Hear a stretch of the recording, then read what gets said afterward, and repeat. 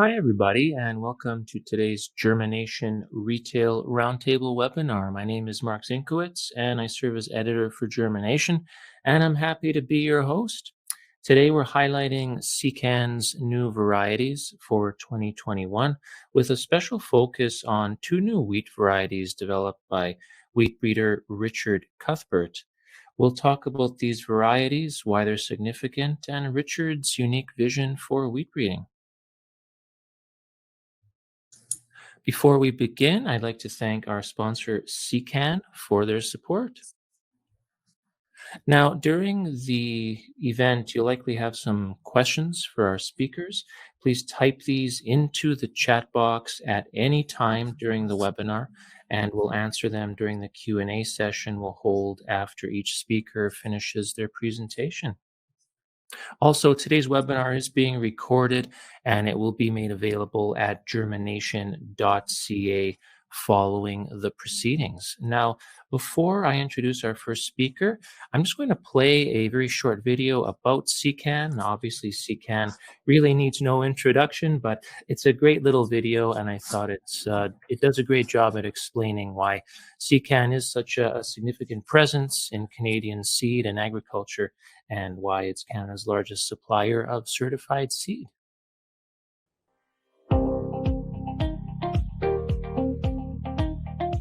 Earth will be home to nearly 10 billion people by 2050. Canadian agricultural exports will be more critical than ever before, especially high-demand crops like wheat, barley, oats, flax, soybeans, and pulses. And it all starts with the seed. But how do Canadian farmers stay competitive with the best varieties for their farm? The answer is having many local seed companies who select, grow, and process the best seed for each region. There are over 600 of these that together form SeCan. So SeCan is not a seed company, but an association of independent businesses. By collecting a small royalty across millions of acres, SeCan has returned over $100 million to plant breeders. Together, SeCan members fund development of new varieties in partnership with universities and public breeding programs, ensuring that farmers have the best genetics developed in Canada for Canada. Genes that truly fit their farms. But SeCan also works with international partners who develop new traits vital to making modern agriculture more efficient and sustainable. Combining these technologies with the best genetics is key to our collective future, and it has made SeCan the largest supplier of certified seed in Canada. Since SeCan operates as a not-for-profit, both farmers and plant breeders know that when a variety is distributed through SeCan, they are dealing with a partner that maximizes the value they receive. That's what makes SeCan Canada's seed partner.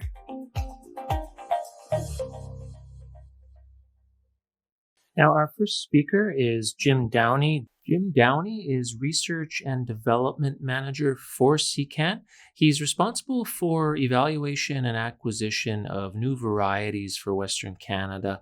He's also involved in establishing research agreements and acts as SeCan's liaison with Western Canadian plant breeding institutions. Welcome, Jim. Hi, Jim. Thanks for joining us today. Thanks, Mark. It's good to be here today. We're looking at SeCan's 2021 New Varieties Guide.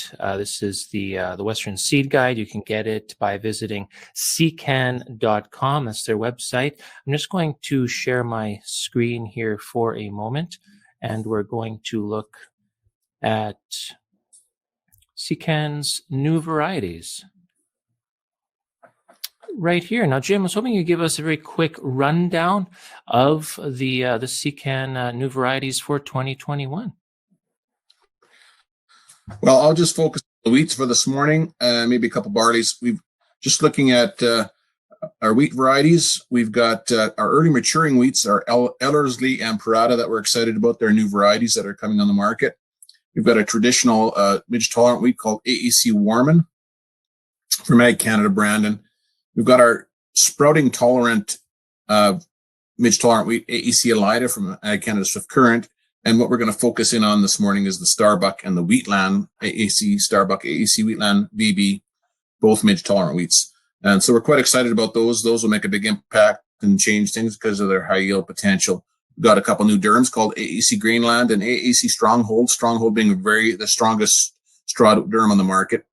And then a couple new barleys, especially CDC Fraser. That one is a new malting barley that we hope will take over and become very, very large scale, hopefully be a replacement for Metcalf. So that's just a quick overview of some of the key products that are coming online. Thanks so much for that, Jim. Now, we recorded our presentation about these two new wheat varieties a little bit earlier, so I'm just going to play that for everyone now. So please hang in there, and we'll listen to Jim tell us about these two exciting new wheat varieties. Thanks, Mark. Today, I would just like to focus in on two brand new hard red spring wheat varieties that'll be available in spring 2021. We're going to talk about AAC Starbuck and AAC Wheatland. These two varieties look somewhat similar. They're both bearded hard red spring wheats, shorter, stronger straw, but they do have some interesting differences. We're just looking at, first of all, a picture of AAC Starbuck versus AC Carberry. Carberry was one of the first short and strong strawed hard red spring wheats that had the MR rating, that's moderately resistant rating to Fusarium head blight. So Starbuck follows along in that trend. You can think of Starbuck as something like Carberry or AC Brandon that has midge tolerance, along with very high yield, short, strong straw, and the moderately resistant rating to Fusarium head blight. You can see it's got a plant type very similar to something like Carberry or Brandon. So this one was offered to our SeCan members back in the fall of 18. This comes out of Richard Cuthbert's program at Ag Canada Swift Current. You can see there's three different parents in the background, but it does have Carberry in the background. But some of the parents further in the background are things like Superb, Alson, Grandin, and Caldwell, which is where they get some of the midge tolerance. This is an on semi-dwarf and midge tolerant, with AAC Brandon as the refuge now. When it came to the co-op registration trials, Starbuck had about 14% higher yield than Carberry, and was just a little bit later maturing than Carberry, with height very close to Carberry. It also was MR, or moderately resistant to Fusarium head blight, with low DON accumulation. That's the vomitoxin that we refer to as DON. It's also got resistance to leaf and stripe rust, loose smut, and intermediate resistance to stem rust. It is susceptible to bunt, so that's just one that'll watch out, but we don't see a lot of bunt these days. Lodging was slightly weaker than Carberry. Protein was similar to Carberry, and had a high falling number. So it does have a better sprouting rating than something like AAC Brandon. Just going to show some of the yield numbers and agronomic data on Starbuck. We can see here Starbuck came through with about 114% of Carberry, so a nice yield bump. Some of that comes from being midge tolerant. This one was a day later than Carberry. Height was very close to Carberry, and lodging was just slightly weaker than Carberry. Kernel weight was just slightly larger than Carberry, protein very similar, and high falling number. I've just moved on to a picture here of AAC Starbuck. It was called BW 5011, and this is back in fall of 2017. Dr. Rhonda Powell, retired wheat breeder from Swift Current, standing in a plot of Starbuck, just comparing to an average wheat variety at the Kernan farm there in fall of 17. You can just see short and stronger straw. Another picture here, just Carberry beside Starbuck again. Starbuck showing just a similar plant type, but a little bit taller than Carberry, and these irrigated plots at Swift Current in 2018. This is at Lethbridge under irrigation in 2018, and you can see Starbuck and Brandon look fairly similar in height. And so really we just have something that looks like an improved Brandon with midge tolerance. Again, another shot of Brandon, just as our reference variety. That's the most widely grown hard red spring wheat on the prairies at the moment. And that just compared to, so we can get a comparison to Starbuck. Just moved on to a picture of AAC Wheatland growing next to AAC Starbuck under irrigation. You can see the two of them look very similar at this stage. This is a shot of the Starbuck beside Carberry. Again, Starbuck showing a little bit taller than Carberry. And another shot of Wheatland out in the field very short, strong straw. We've noticed that Wheatland has a very upright head at maturity. So this is a shot of Wheatland near maturity at the Kernan farm in 2017. Again, shorter than a lot of the other varieties around it. So it's a little bit more like Carberry. It holds its heads more upright and has stronger straw than Starbuck, where Starbuck has a little bit of a floppy head at maturity, a little bit more like Brandon. Moved on to just talk about Wheatland. It was offered out again in fall of 18 to our SeCan members. So you can see these two varieties basically have come out at the same time. Again, from Richard Cuthbert at Ag Canada Swift Current, with Carberry again as one of the parents in the background of this variety. It's again an on semi-dwarf with midge tolerance, and Brandon again will be the refuge. This was just slightly lower yield than Carberry, slightly lower yield than Starbuck, about 12% better yield than Carberry. Maturity was again just slightly later than Carberry, and height was about 1 centimeter less than Carberry, so a little bit shorter and probably a bit stronger strawed. The difference here between Wheatland and Starbuck is that Wheatland was rated as intermediate to Fusarium head blight, or intermediate resistance, so not quite as good as the MR rating for Fusarium head blight. However, it's resistant to stem and leaf rust, moderately resistant to bunt and loose smut, and again, intermediate to stripe rust. Protein was just slightly below Carberry, again, a high falling number. So it gets a better rating for sprouting tolerance. It has a good rating for sprouting in our Saskatchewan seed guide. Here's some data just to compare Starbuck and Wheatland to Carberry as the check. We can see Wheatland was slightly lower yielding than Starbuck when it came to the co-op trials, but was a little bit shorter than Starbuck and a little bit stronger strawed. But overall, they look very similar in the field. Just a word from our new Saskatchewan seed guide for spring of 2021. In the seed guide, Starbuck shows between 13 and 18% higher yield than AC Carberry, the Czech variety. So AC Starbuck will be the top yielder in our Saskatchewan seed guide. And AAC Wheatland is close behind. It's got between 112 and 114% of AC Carberry, the Czech variety.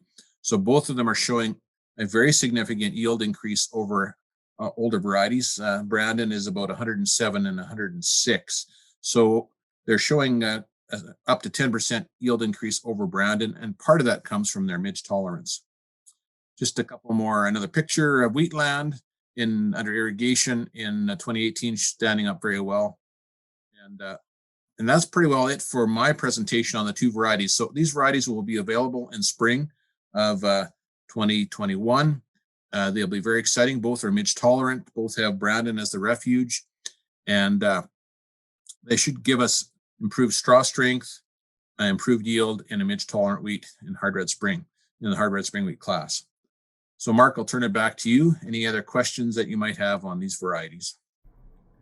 Thank you so much for that, Jim. If you have a question for Jim, please type it into the chat box. Jim, what's the biggest question you get in regards to these two new varieties of wheat? So a farmer's going to ask most often, what variety should I grow? So often we'll ask, what are they growing at the present time? So a lot of them are growing AAC Brandon right now. So I would first ask the farmer, where does he farm? AAC Starbuck will be more popular in Manitoba and Eastern Saskatchewan because they have more risk of Fusarium head blight. And Starbuck has the better resistance to Fusarium head blight. So I think Starbuck will naturally become a bit more popular in the area that's to the east of Saskatoon, Saskatchewan. Wheatland is showing extremely good straw strength, but not quite as good for Fusarium. So it'll be growing in the areas where there's a little less risk of Fusarium. And that's probably from Saskatoon to the west. So Wheatland will, I think, become very, very popular in Alberta and Western Saskatchewan, especially in areas with high moisture. And even if you have irrigation, then they'll be looking at it there. So that's sort of how I guide farmers. I think both varieties will fit well right across the prairies, but there will be this slight difference in straw strength and a slight difference in susceptibility to Fusarium.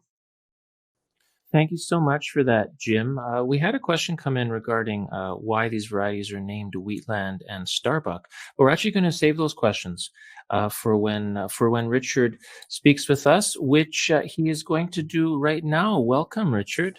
I'm just going to do the honors of introducing you. Now, Richard is a wheat breeder at AAC Swift Current. His research focuses on the efficient adoption of technology to enhance wheat variety development, as well as enhancing resistance to Fusarium head blight and mycotoxins, improving stripe rust resistance, water use efficiency, and a lot more. Hope you're safe and healthy today, Richard. I am, thank you.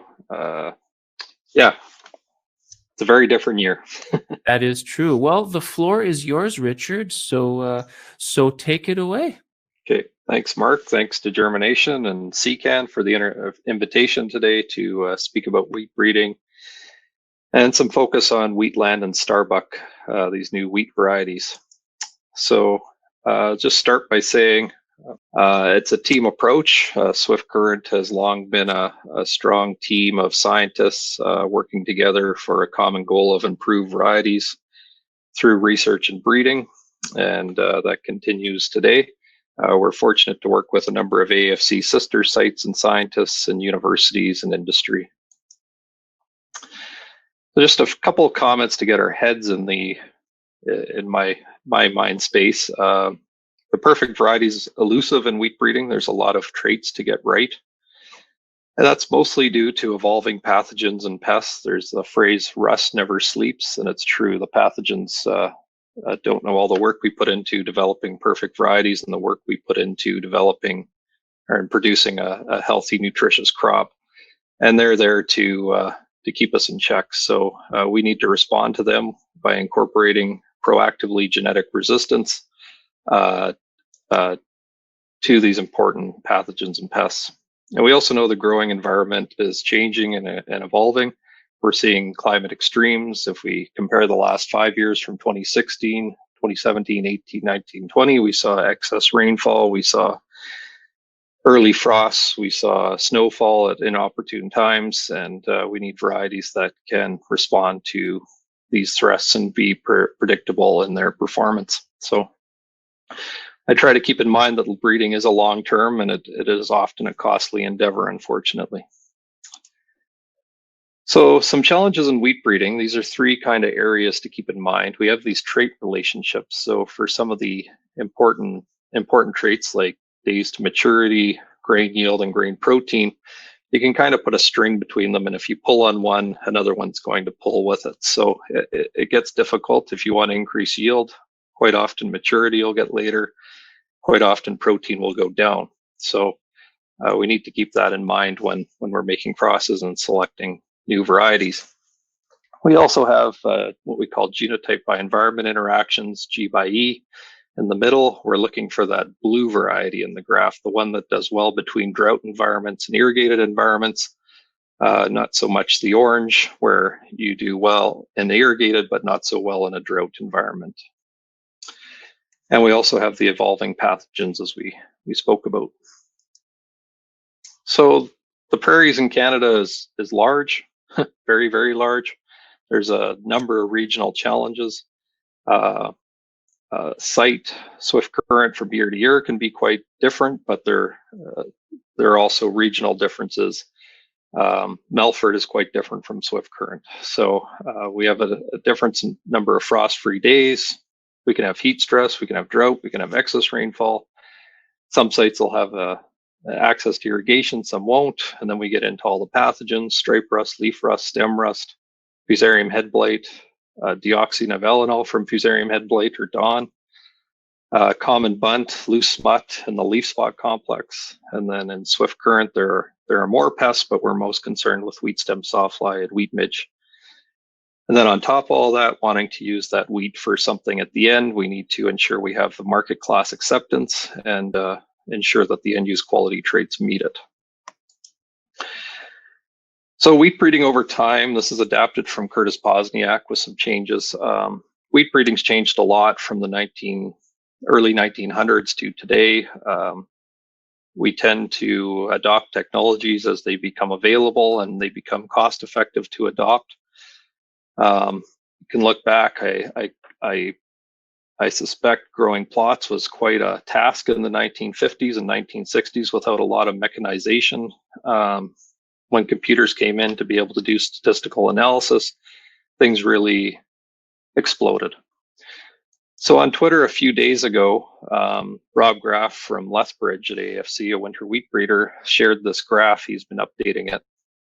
And we have area production of wheat from 1971 to today using StatCan resources. And we have wheat production over that same time in blue. And we can see the blue line has been going up at a fairly good rate, and area has kind of leveled off more recently and has decreased over time. So we're producing more with less land in general, and some people started to throw around ideas of why that is. One of the clear reasons why is producer funding has come into play in the 90s, and that producer funding has really enabled a lot of new technologies in wheat breeding. And somebody did throw out KVD removal, and if that was a major help, and that came in the mid 2000s, I believe, 2008 in there. And it's likely too early to say that that is really something that's contributed to it, but it has been a hindrance in wheat breeding that is no longer an issue and should help in improving our rates of gain. So it's just interesting to see we're producing more with less, and that can be attributed to funding and new technologies, I believe. So I like to think about the wheat breeding toolbox. So we have all these things at our disposal. We need to be able to use them in wheat breeding, and they need to be used to deliver on objectives that we're after in variety development. So we have crossing, we have marker-assisted selection, we have doubled haploidy, access to controlled environments, indoor controlled environments. We can't always grow outside. Access to disease nurseries, and a lot of these could be broken down further. Fusarium head blight nurseries, stripe rust nurseries, leaf rust, stem rust, stripe rust nurseries, common bunt nurseries. The list goes on. Access to contra-season nurseries has been a huge help in being able to do 2 seasons a year and not having to rely on a huge amount of controlled environment space in our current growing region, which could be quite difficult and costly to develop and use. Adaptation trialing is extremely important, being able to test in the required environments where you want those varieties to be a success. So developing Wheatland and Starbuck, we wouldn't want to be testing in Ontario and predicting the performance in Western Canada. So being able to trial in those areas where you want to grow the variety down the road commercially is very important. Pest screening, very important. Access to predictive quality testing that's rapid and cheap is very, very important. And more recently, we've been getting into genomic selection, and we're really starting to use that now and is actually being a real help.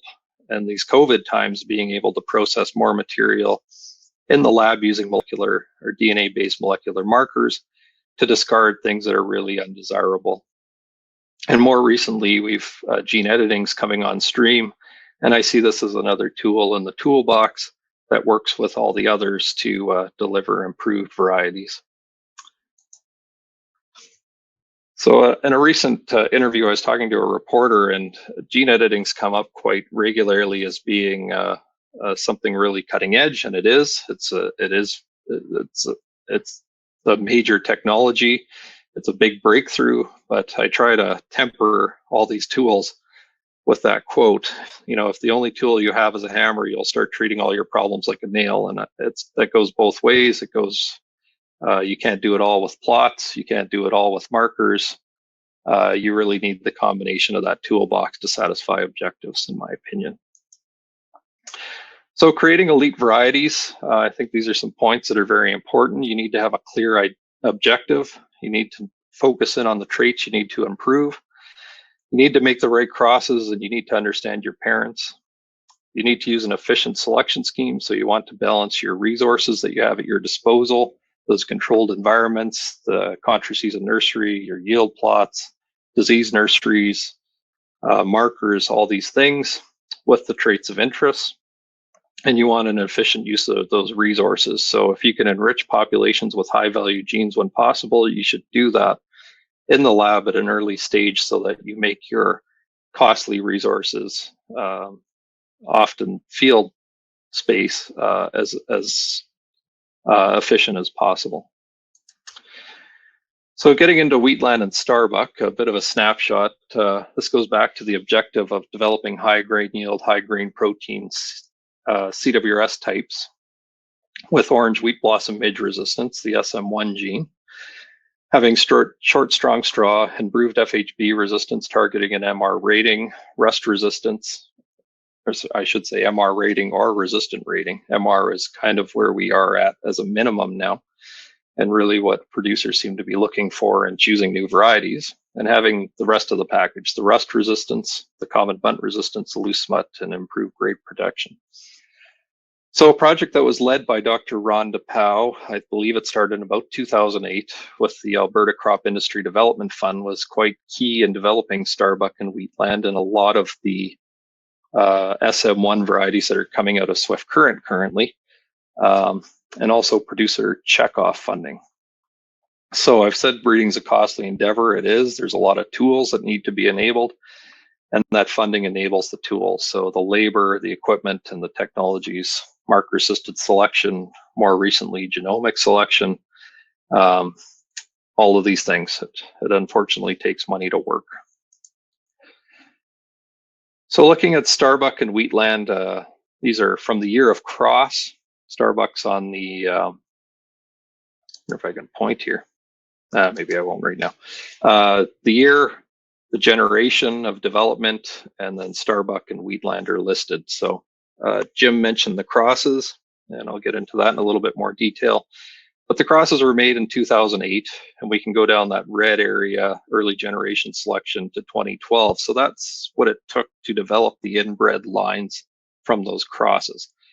We did concurrent early generation selection, marker selection, contra-season increases in selection, and we used all those tools really in a conventional approach. We didn't use doubled haploids. And the reason we didn't in these cases is to develop, to encourage more recombination. So we were using multiple parents in each cross, more than two. Some of them were more diverse than we would normally use, and we wanted to enhance recombination in those crosses to get more interchange of genes.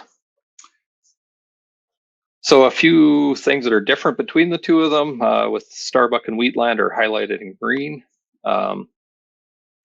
We used a New Zealand increase for Starbuck for the cross to generate F2s that we're segregating. Wheatland, we did that in a greenhouse. Another thing that was quite neat is using the markers in the contra-season increase again concurrently in Canada. So we did the markers in Canada while the rows were in New Zealand on the F3s in 2009 to 2010. And then getting into 2010, that was the first year we tested for yield and quality and FHB and rust. And Starbuck actually came out of early generation selections from rows that were seeded in Melfort, targeting earlier maturity and FHB resistance and other resistances for diseases and pests that would be in the Melfort region. So a little bit of difference between them. Again, not using the same selection approach just because, but using a diverse strategy that was targeted to the crosses. So getting into 2013 to 2017, that's the advanced testing. We do what's called an A test, a B test, and 3 years of registration testing. And in 2017 is when they went forward for registration, to support for registration. At that time in 2018, SeCan was awarded the rights for licensing, and they've taken care of the seed production since. So we're getting into commercial launch now. And I've broken these things down into 3 different regions or timelines so that I think it's important when we talk about time to market that we're comparing apples to apples. It's the early generation, we do it quite efficiently, and it's done in roughly 4.5 years often. And that's an inbred stage, but at that point, how do you choose the winner? How do you get a company like SeCan and seed growers and farmers to stick their necks out and make investments in increasing seed and seed production and selling it without assured performance? So just looking at the genealogy, we're in the process of updating the CWRS genealogy. Some of it has to be redrawn. But I look back at what really started these things, and you'll note that Carberry was quite a strong line in the pedigrees for both of them. And looking back, Carberry came from a cross of Superb and Olsen. So Superb and Olsen were developed in the 90s. Superb came from the Cereal Research Center in Winnipeg with AAFC. Olsen came from the US. Ron DePauw made that cross and developed a doubled haploid population, which produced Carberry and much more, and some other advanced lines. And these were used extensively for further crossing, and we're seeing the fruits of those crosses now. So lines like Wheatland and Starbuck, lines like Connery, Tisdale, and even CDC Landmark, CDC Hughes. So this just speaks to interchange of germplasm between breeders, between countries, and the timelines that are needed to get those recombination events to happen to develop more inbred lines for further crossing.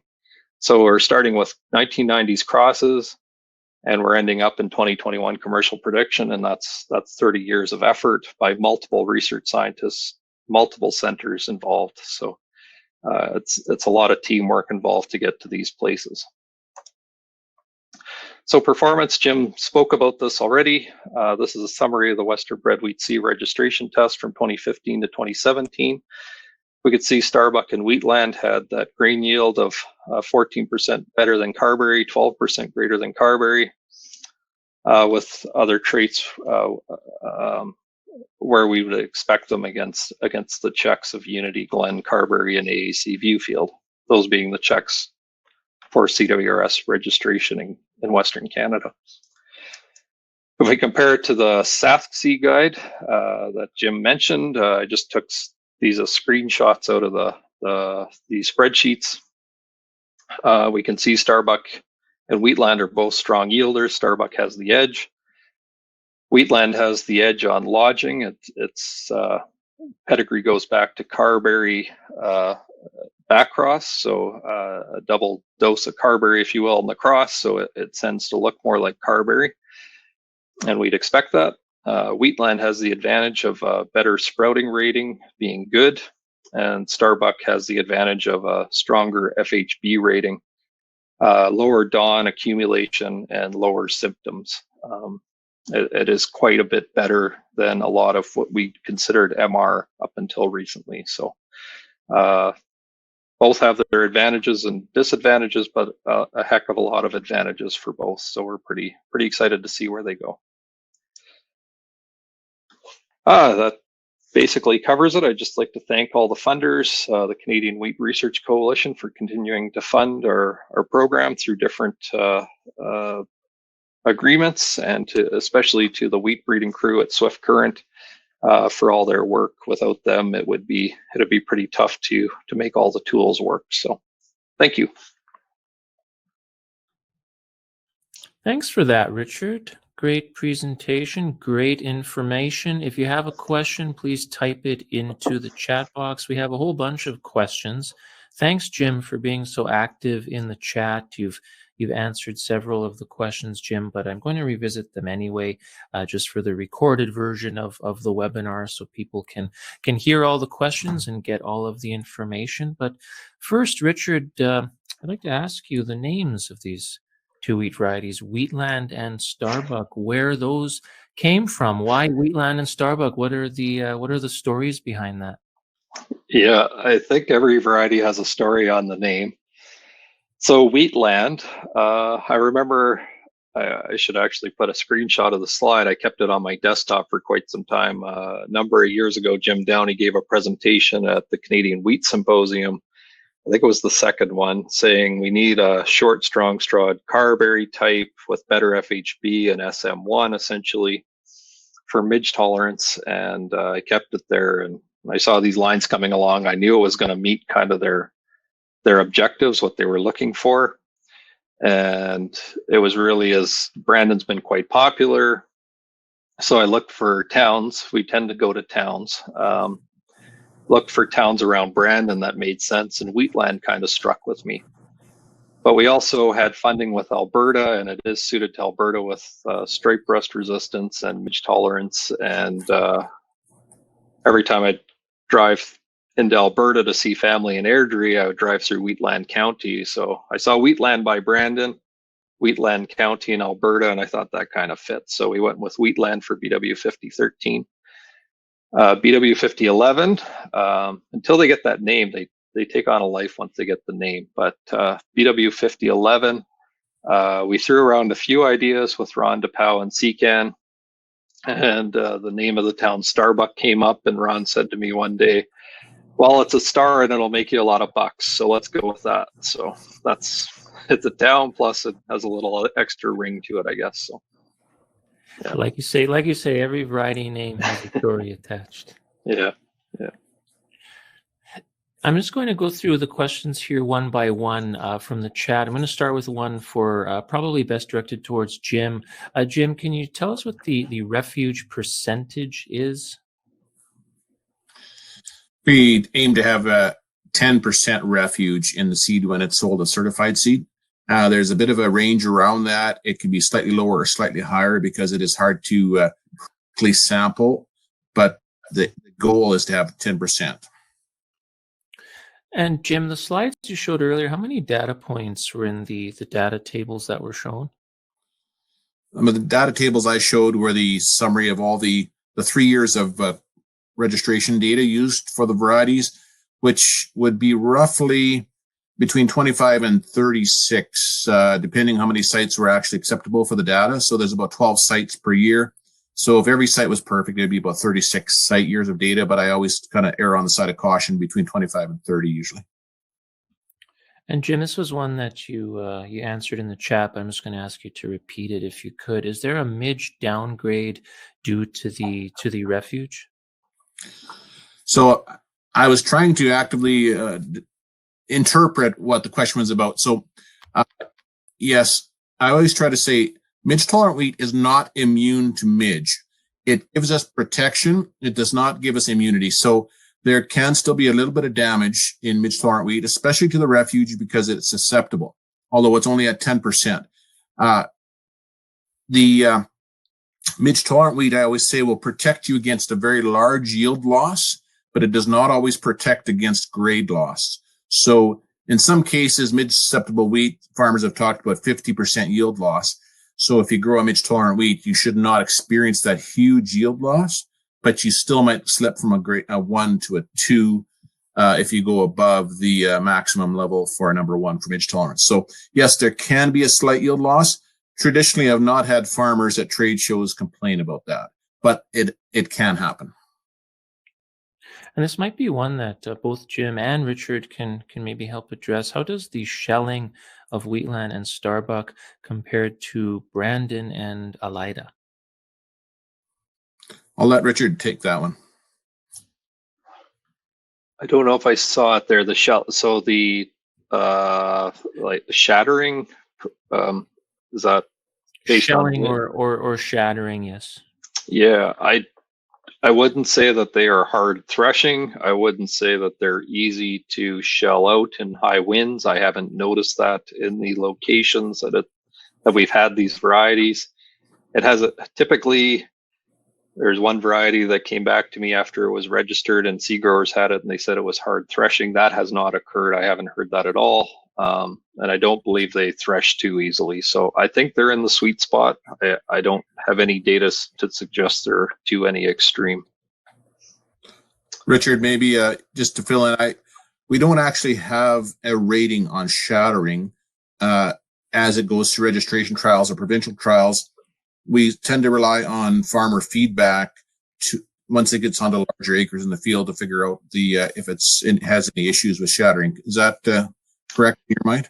That's correct. It's really come down to the breeder keeping an eye on it. So anywhere we've had increases of it, some of them we've left out longer to get an idea if anything's poor. We will discard lines that do shell in the field. Swift current, we tend to see a lot of wind, and if we let things stand in the field when they're ripe, we will tend to see lines that are poor for shattering, and we try to discard those as rapidly as possible. So it's a hard thing to quantify. That's about all I can say. We don't collect exact data on it because it's hard to do, and I think it's an opportune selection sort of thing that's up to the breeder to make sure we don't release anything negative. Yeah. I'm going to take a deep breath before I read this question. It's a long one, but bear with me. And this is one that, again, both Richard and Jim could probably have some input on maybe.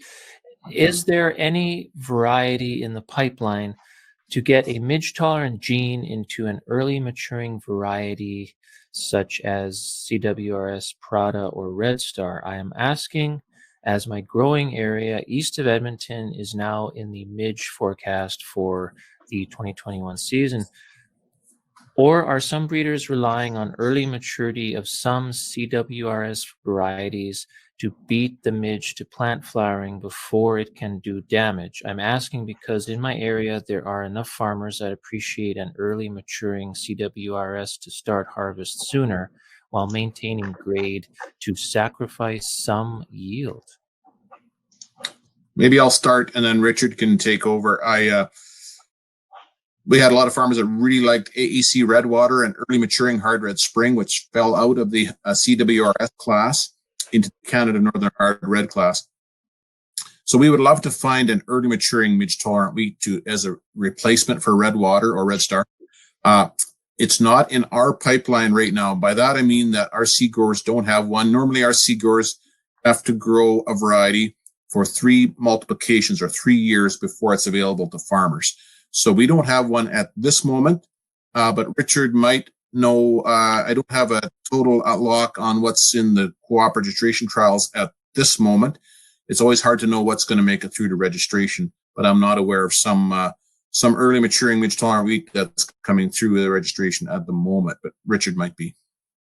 It is definitely an objective we're interested in. We don't try proactively to develop later varieties. With that said, in the near term for a midge tolerant, I try on some acreage if you're willing to. Starbuck, it did come out of early maturing selection from Melfort in the early generation, so you might be surprised with it. It might fit the bill. Of course, earlier is better in that region, and we are working actively to develop more early maturing with a strong yield potential with FHB resistant stripe rust and midge resistance. So stay tuned. It doesn't necessarily exist, but on a small amount, if you're willing to, I would encourage to try Starbuck based on its selection strategy and attributes. I actually have a comment here, actually. This person says, I'm a SeCan member and have grown AAC Wheatland for 2 years. Thanks, Richard, to you and your associates for breeding great wheat varieties. So thank you for that nice comment. Thank you. Yeah, it's looking back at the genealogy and the number of people that have been involved, scientists from different institutes, it's humbling how much time and effort it's taken to get to where we are. So a lot of people to thank. Yeah, as you say, breeding is a very long-term game. So that's a testament to you and your team, Richard. I have one regarding parental cultivars, Richard. Which parental cultivars of these new varieties have the most comprehensive genomic resources in terms of genomic sequence available for the specific cultivar? Can you provide some insight on that? We've been working with Dr. Curtis Posniak. We do have genomic sequences available. Starbuck has been sequenced. A number of others. Curtis has been leading a 10-plus genome project, it's called, to sequence a number of varieties in Canada and globally to create what they call a pan-genome, so to determine what's different between those varieties. So we're contributing to it, and there are, I think, that there was a paper published fairly recently on the 10 plus genomes. I think it came out at the end of 2020, and there will be more in the near future as that project continues. So yeah, stay tuned, I guess. We may have touched on this earlier, but there's a question regarding stacked midge tolerance. When will a stacked midge tolerant variety be available which has complete midge resistance? I guess I can take a shot at that. SM1 is by far our best protection against midge, and that's why the midge stewardship program exists and the refuge exists, to prolong the life of that gene as long as possible. Projects are underway to look at different modes of midge resistance. We know certain varieties like Shaw tend to have much better or have had much better midge resistance previously. And we think that may have to do with a combination of traits, some morphological, that the midge doesn't like to land on the head. So if we can couple things like SM1 with some of those morphological factors in the head, we should be able to improve midge resistance. I'm always hesitate to say complete. Complete often is major gene resistance, and it can be overcome by evolving pests and pathogens. So I tend to like complex resistance because it'll probably last longer. So if we can get those things together and better understand those, research projects have been underway, and there is some crossing underway to combine those things. So hopefully soon. We're nearing the end of our webinar today. Thank you so much to our audience for spending your lunch hour with us. Jim and Richard, before I let you go, I wanted to ask each of you a question. If you had a magic wand and you could just bring any wheat variety into existence, all you had to do was go like this with your magic wand, and you could have this variety right in front of you and bring it to farmers, what would that variety look like? Jim, I'll start with you. If you could just magically create just a perfect new wheat variety for you, what would that be exactly, and why? Well, the first thing is farmers always look in the rear view mirror to say, what have been my big issues, my big stresses, my big problems in the past, and say, what if a variety could handle those things? So, the past year we had drought, a little bit of drought where I farm. So we need this stress tolerance. Other years our wheat was almost toxic waste because it was so much fusarium damage. So we need fusarium resistance. And so we need an R rating. So midge tolerance has been an issue. Sawfly has been an issue. So if I had my magic wand, you would have a very widely adapted wheat that had very good sprout tolerance, so it wouldn't sprout in the fall, and it had the broad adaptation. It can handle dry, it can handle wet, short, strong straw, solid stem for sawfly, complete midge tolerance, and complete fusarium resistance. All those things wrapped together would make a very, very, very good variety. It has to be short and strong straw too. So no problem, Richard, you can handle it. Yeah. I was just sitting thinking, it's kind of like asking the genie or you get 3 wishes and you say, well, I want 100 more wishes or something.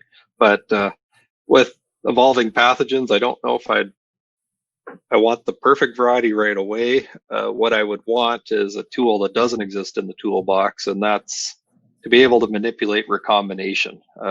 Gene editing proves to be useful, but it's only acting on a single gene typically. And that can be very useful in varieties that are near misses, that have something that needs to be fixed for sure.